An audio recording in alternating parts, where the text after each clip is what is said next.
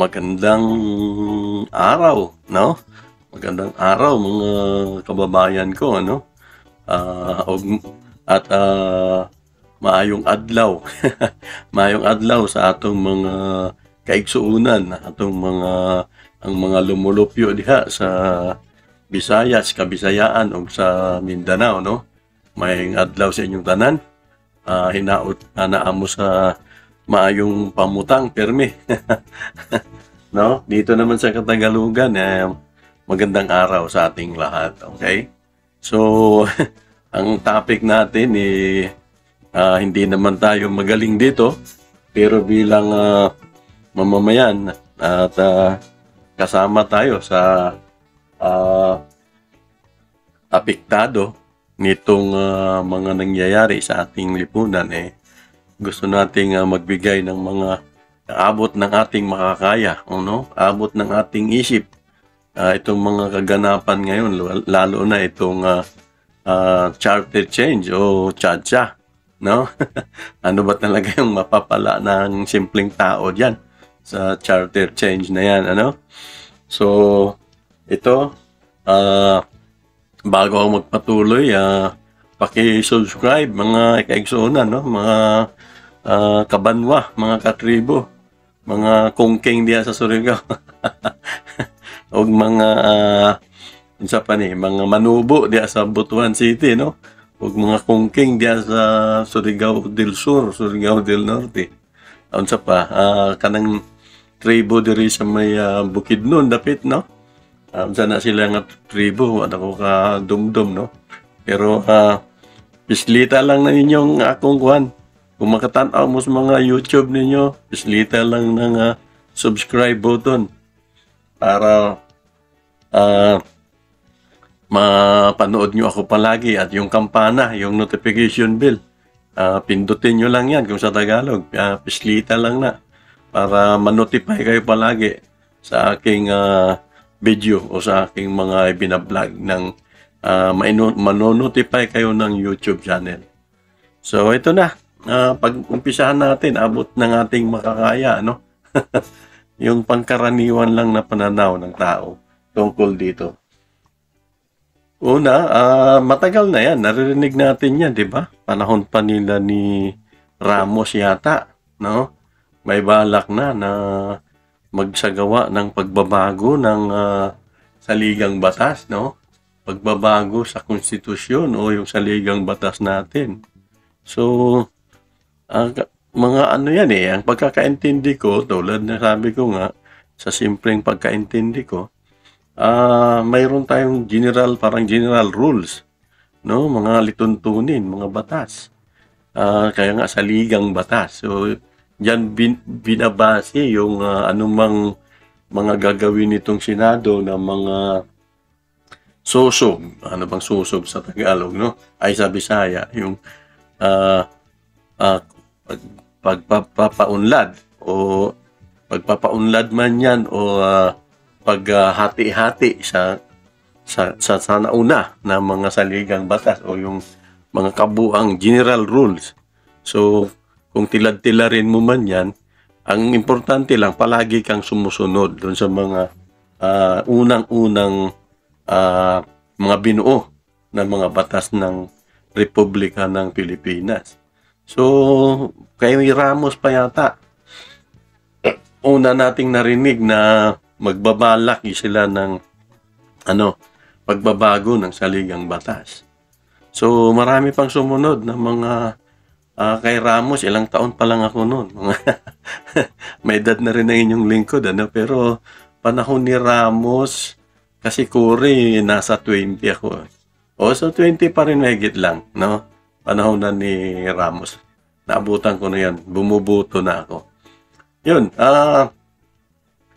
Ang stand ko lang palagi,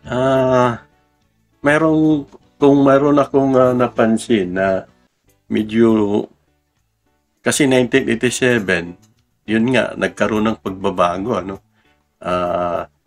yung mga dating nagamit ng diktadoryang Marcos, talagang noong 1987, kung hindi ako nagkamali, may nagkaroon ng konkon yata yun. Kun is Constitutional Convention, no? At doon na ginawa yung 1987 na bagong saligang batas ng bansa.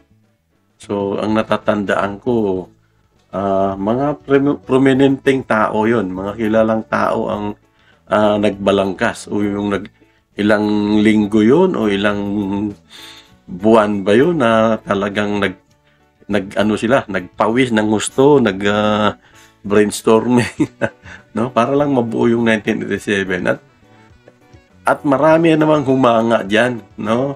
Sa totoo lang, kahit kung meron man mga pagkakamali diyan, ng konting pagkakamali, marami pa ring humanga diyan, no? Sa buong daigdig, maraming humanga sa nilalaman ng ating 1987 Constitution. Sa mga tuwid, ubod na ng ganda, no? Malayong-malayo na doon sa panahon nila ni Marcos, no? Mayroon ng parang mga nilalaman na talagang nakokontrol na yung mga abuso, kunyari sa mga usapin ng mga lupain, mga karapatang pangtao, tapos yung paraan ng eleksyon, no? So, marami nang nabago. Hindi na tulad nung kay Marcos na mayroong mga prime minister, no? So ang naalala ko, prime minister noon sila ano ba 'to? Cesar Berata ba 'yun? Si Cesar Berata. Hindi ko na maano, pero may mga ganon pa nung araw, nung panahon ni Marcos. So, ang stand ko lang palagi, kung magkaroon man ng mayroon magbabaguhin ng konti dito sa 1987 Philippine Constitution bilang simpleng mamamayan lang na nakikiisa sa mga panawagan ng ilang sektor na dapat may kunting pagbabago ang gagawin. Ako, ang sarili ko talaga, doon lang ako sa dapat, kung mayroon man, sa usapin lang talaga ng ekonomiya, no? Sa economics lang. Siguro yung mga paano tayo makipagkalakalan. Paano yung mga taripa-taripa ba yun? Yung tinatawag natin yung mga buhis-buhis na papasok sa atin at yung lalabas ba yun sa atin. So, paano pa ba? Sa usapin siguro ng pangungutang. Sa usapin siguro ng yung pangungutang natin, pangloob man o pang-internasyonal na pangungutang. So, ano pa? Yung mga pag-aari, no? Ownership ng negosyo or ownership ng lupa. Ako, okay din ako na mabuksan ng konti yan kung sobrang higpit. Pero hindi rin 100%. Hindi ako sang-ayon doon sa 100% na pwedeng magmamayari yung mga dayuhan. Parang mali na rin kasi yun. Kaya biruin mo, ngayon nga lang na ilang porsyento lang pwede sila. 40% ba? Sa 1987 Constitution, 40% lang pwede. Yun ang pagkakalam ko. So, kung gagawin mo yun, sinabi ko nga, ngayon nga lang na 40% lang pwede ang pag-aari ng isang dayuhan. Hindi na nga tayo nakakasabay. Hindi tayo nakakasabay sa presyuhan. No? Talagang hirap na tayong bumili. At ang nangyayari, parang sila na lang nakakabili dahil silang may malaking pera. Papasok sila sa bansa natin, pwede silang magmamayari ng 40%. So, paano pa kung pwede sila sa 100%? Di mas lalo talagang wala na tayong kakayanang makipagsabayan sa kanila at baka sa bandang huli lahat ng lupain natin mapupunta na, no? Lahat ng lupain natin mapunta na sa kanila. Mukhang naman yun, sobra na mga masama na sa sarili nating bansa. Ang nagmamayari ng mga malalawak na lupain hindi na Pilipino. kayo mga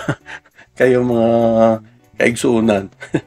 Musugot pa ba mo ana nga murag wala na tay chance atong nasod laing dayuhan na ang pariner na ang tag-iya, no? Kung sa Tagalog yun, papayag ba tayo na yung mga lupain natin hindi na Pilipino ang magmamay-ari at 100% na nananapon ang pwedeng bilhin ng isang dayuhan. So, yun. Hindi ako, kung may economic man akong gusto, tungkol nga dyan sa mga ownership, ay hindi naman na, siguro pwedeng 50% to 60%. Wag lang yung 100%. Yun ang pagkakaalam ko. Kung 40% nga sa 1987 na Constitution, baka pwedeng 50 or 60 hanggang 60. Wag lang 100%. Mahirapan na tayo lalo niyan. So, pagdating sa ibang usapin, yun talagang no to extension ng mga term, no? Yung kasi ang binabalak ng mga politiko kahit panahon pa ni Ramos at yung iba pang mga admin na nagpilit na itawid yung Chacha maganap sa administrasyon nila. Ang problema kasi palaging yung termino nila na mga politiko. Yun kasi ang talagang hindi maganda, no? Isisingit nila yung mula doon sa pang-ekonomiyang mga pagbabago doon sa saligang batas. Sinisingit o pinipilit nilang isama yung pampolitikang nila, yung mga termino ng mga nanunungkulan. Yun mga, 'di ba, mga kababayan, yung mga kapitbahay natin diyan. Yun talagang kasi ang inaayawan ng mga Pilipino. Kasi nga, kapansin-pansin naman talaga na mula pa nung mag-Kore, na unsyami na nga tayo kumbaga hindi nagtuloy-tuloy yung ating pag-unlad. At bumalik lang din sa dati ng ang mga posisyon sa gobyerno, bumalik din lang sa mga dating angkan, no? Tapos, sila din ay may gusto na madagdagan pa yung mga termino nila. No? Kaya hindi natin talaga gusto na kung mag-chacha man, charter change o kung magkaroon man ng pagbabago ng saligang batas, ay isingit yung mga terminos, isingit yung mga posisyonan ng mga nasa gobyerno. Pagkatandaan natin na hanggang ngayon hindi nga nagbabago yung ating mga nasa politika no? Yung ating mga leader, ang dami pa rin diyan na wala. Nakakahiya magsabihin pero talagang nagpapakintab lang sila ng upuan diyan, no? Hindi naman nagkakaroon tayo ng pagbabago, ng malaking pagbabago na umunlad na tayo. Sa katunayan, kulilat na tayo. Naungusan na tayo ng kahit ng Vietnam, no? Talo na tayo ng Indonesia, ng Malaysia, no? Dahil hindi yan sa konstitusyon, no? Magaling ang konstitusyon natin, maganda na ang mga batas natin. 1987 na konstitusyon ay gumanda yan. At talagang maraming humanga yan ng mga iba't ibang bansa. Pero itong mga nagpapatupad, yan ang problema talaga natin, no? Yung mga nagpapatupad, yung pangungutang, yung corruption, no? Tapos may gana ba silang dagdagan yung kanilang mga term, no? Ano yan? Kaya alam nyo, yun lang, ganun lang muna tayo, doon lang tayo sa ganung babaw na mga naobserbasyon, naobserbara natin. Kasi kung talakayin natin talaga yung paano ba babaguhin yung saligang batas, hindi natin kaya yun kasi masalimot. May tinatawag na Constitutional Convention. May tinatawag na Constituent Assembly. Ang naalala ko, yung Constitutional Convention, yung naganap noong 1987. No? Parang may mga taong itinalaga. Kung hindi ako nagkamali, kasama yan si yung medyo may edad na ngayon. Si Attorney Christian Munsud, no? Isang magaling din yan. No? So, marami yan sila na talagang kunot noo para mabuo yung 1987. So, mayroon pang pangalawa, Constituent Assembly, tapos mayroon ding People's Initiative na sinasabi. Ngayon, yan yung kumakalat, yung People's Initiative. Ang sinasabi sa isang interview kay Attorney Christian Munsud, kahit yung People's Initiative ay binanggit na ng Supreme Court na kulang pa din, no? May dapat pang gagawin daw diyan na batas yung Kongreso para maging kumpleto, magiging inadequate or yun, hindi pa siya adequate.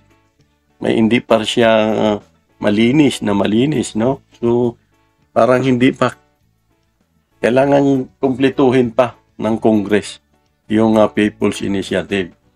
At ito, ang masama, itong mga politiko ngayon, sa panahon nito ngayon ni BBM at ni Romualdez, bigla na naman nilang naisipan na maglunsad ng charter change. At ang gamit nila sa pagbabago daw ng batas, ang napili nila yung People's Initiative. Kung sa simple, parang pagkaintindi ko dyan, parang nagmula lang sa mga tao sa baba, no? Na nagnanais kunyari yung tao ng pagbabago sa ganitong usapin ng saligang batas. So, mula sa tao ang inisyatiba, yung pagsisimula. Pero, hindi mula sa tao kasi ang nangyayari ngayon, tila Congress ang nasa likod. So, pag Congress ang nasa likod, ano bang niyan? Kasi pag galing sa tao, hindi magsasabi ang tao na gugustuhin namin na magtagal kayo dyan. Yung 9 na taon na terminos nyo, 3 years ng 3 years, so may total na 9 years kayong makapaglingkod, hindi naman papayag yung tao na gawin nyo pang 12 o gawin nyo pang 13, 14, 15 years. Okay, wala na kayong alisan. Hindi mangyayari kasi ang tao, ngayon pa nga lang na 3 years kayo, hindi na nga nagustuhan ng tao dahil may nakikita silang mga anomalya, mga korupsyon, mga pang-aabuso. So, mas nagtitiis na nga lang yung tao na mag-eleksyon tuwing 3 years para kung sakasakali, mapalitan nila yung mga hindi nila gusto. Pero paano na kung mababago nyo ang konstitusyon at mapahaba nyo yung mga termino? Paano na kung yung dating yung 24 kung senador ay madagdagan pa at yung mga congressman, mga mayor, no? Congressman, yung mga distrito pala, no? So, iwan ko kung sa federal yan o kung saan yan. Basta, ang tao, ang laki na ng gasto ng gobyerno natin. Luging-lugi na, imbis na mapunta sa serbisyo, sa mamamayan, pampasahod na lang sa inyo. At ang lalaki pa ng mga binibigay nyo sa mga sarili nyo. Yun ang alam namin ng mga simpleng tao. No? Kaya, ito, nabalitaan pa namin na namimigay pa ng pera. Namimigay pa ng 100 daw para lang pumirma dyan sa People's Initiative. Hindi pa umabot sa barangay ko. Hindi pa umabot sa barangay ko. Pero namimigay daw ng 100 at mayroong kasamang pagkukubli o parang panluloko dahil hindi sinasabi yung mismong nilalaman nung pinapapirmahan. At magugulat na lang ang pirma dahil iba yung nakasulat kaysa sinabi. Una kunyaring sinabi, yung 100 para lang sa mailista yung mga pangalan ng miyembro ng pamilya. Pero pagdating doon sa pipirmahan ka na, may nakasulat daw doon na yun na nga, pumapayag ka na magkaroon ng mga pagbabago yata doon sa saligang batas. So, may kasama na agad na panluloko. Yun ang hindi gusto ng tao. Sa totoo lang. Ewan ko ha, ang mga kaigsuunan ko, mga kauban ako diha sa Mindanao, Visayas, ug ang kining mga nasa mga kababayan natin sa Katagalugan. Hindi ako maniniwala na sumasang-ayon sila, lalo na dun sa mga pagdadagdag ng mga termino ng inyong mga posisyon sa panggobyerno, no? Imposible yan kasi hindi talaga may mangilan-ngilan na talagang ginugusto ng tao, pero naku, sa 100% baka wala pang 10% yung gugustuhin nila na magpatuloy ng mahabang panahon. Yung 90% talagang gusto nila palitan ng palitan. Kasi nga hindi performing. Hindi performing. So, wag nating daanin sa hidden agenda, no? Wag nating daanin sa hidden agenda kasi pag nabuking kayo, mas lalong sasama ang loob sa inyo ng taong bayan. Mainam na tapusin nyo na lang mga termino ninyo sa malinis na paraan. Yung kung ano yung nasa saligang batas ngayon, na sinusunod ng COMELEC, ay yun lang ang dapat nyo munang gawin. Makailang ulit nang may nagtangka dyan sa pagbabago ng saligang batas, ay walang mangyayari dyan. Ipaalala ko pa na itong si Robin Hood Padilla, yan, isa yan sa mga gustong baguhin yung saligang batas. Pero sa totoo lang, ginagamit pa minsan yung kahirapan. Naghihirap daw tayo dahil sa mali-mali yung konstitusyon natin, saligang batas natin. Naku po, hindi yan totoo. Kasi maraming ang humahanga dyan sa saligang batas natin noong 1987 na Philippine Constitution natin. So itong si Robin, ang gusto lang yan madagdagan yung termino nila no? Yung kanilang paglilingkod daw sa bayan. Kaya yan, mga kaibigan, mga kasama, mga kaigsuunan diya sa Visayas o sa Mindanao, ayaw mong pirma, hindi ta mo pirma na, no? Ayaw mong pirma ng petisyon na malabo pa sa Alkitran o sabi nga natin ngit-ngit pa sa Alkitran, no? Kung sa Tagalog, huwag tayong pumirma dyan sa isang petisyon na maitim pa sa espalto. No? Maitim pa sa espalto. Okay, so yun lang. Mag-ingat tayo at maging matalino lang tayo sa abot ng ating makakaya. Okay? Ingat tayong lahat.